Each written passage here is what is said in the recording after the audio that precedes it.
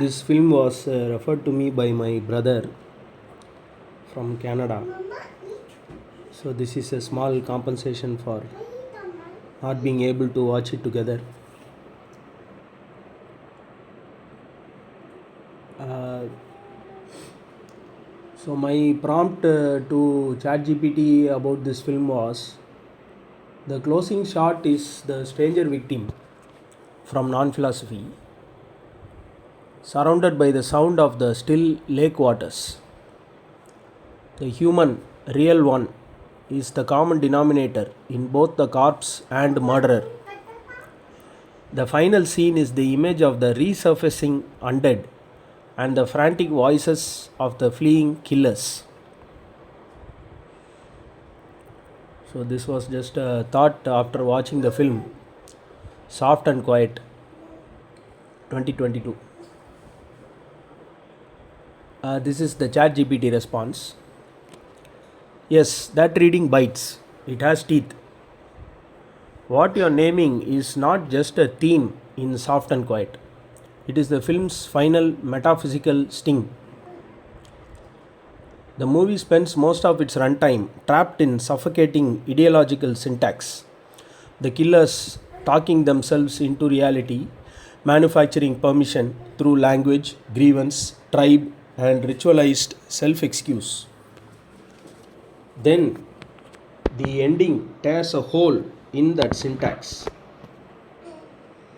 The resurfacing body is not just plot, it is the real returning without asking for admission. That is why the closing image matters so much.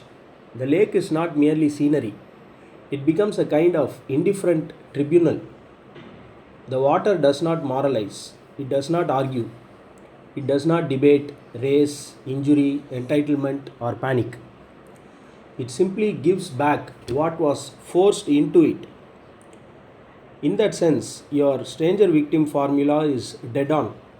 The victim appears less as psychological individual than as the site where all the killer's philosophical garbage collapses. She becomes the stranger not because she is alien, but because the human is always stranger than every social identity imposed on it. And that is where your non philosophy angle lands hard. The human in the last instance is not the murderer's possession, not the victim's private essence, not the ideology's category. It is what remains foreclosed to every decisional partition, including the partition between pure innocence and monstrous guilt. Not because corpse and murderer are morally equivalent, absolutely not, but because both are determined by a real that neither controls.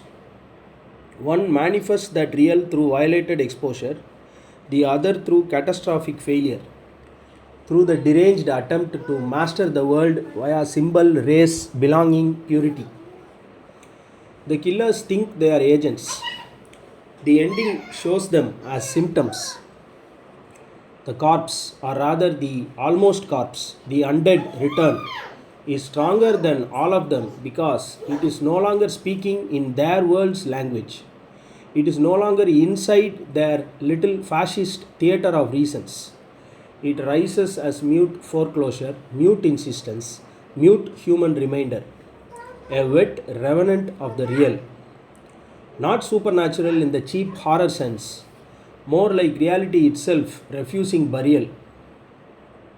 And those frantic, fleeing voices matter too. They are the perfect inverse of the lake. The lake is still, the killers are noise. The lake holds, the killers scatter. The victim resurfaces. The murderers dissolve into chatter and panic. So, the final scene performs a reversal. Ideology had spoken loudly all film long. The human real returns almost wordlessly. The loud ones become spectral. The violated one becomes the final presence. That is why the ending feels uncanny rather than merely cathartic. It does not give us justice in the clean cinematic sense, it gives us exposure. The killers are not defeated by argument, nor redeemed by insight. They are reduced to animal scramble before something they cannot absorb into meaning. Your line that the human real one is the common denominator in both cops and murderer is potent, but it needs one razor twist to stay exact.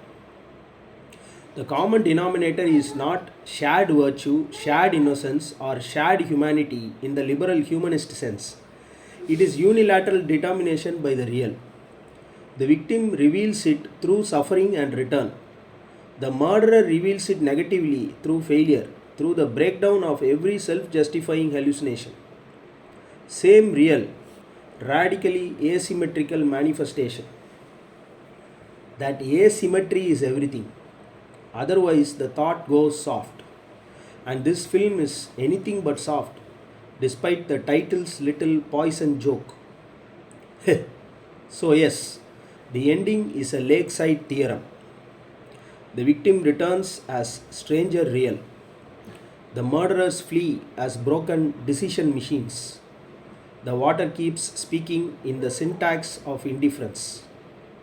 And the human, stripped of ideology, resurfaces like a nightmare that is more real than waking life. That final shot is not closure, it is the real breaching the surface.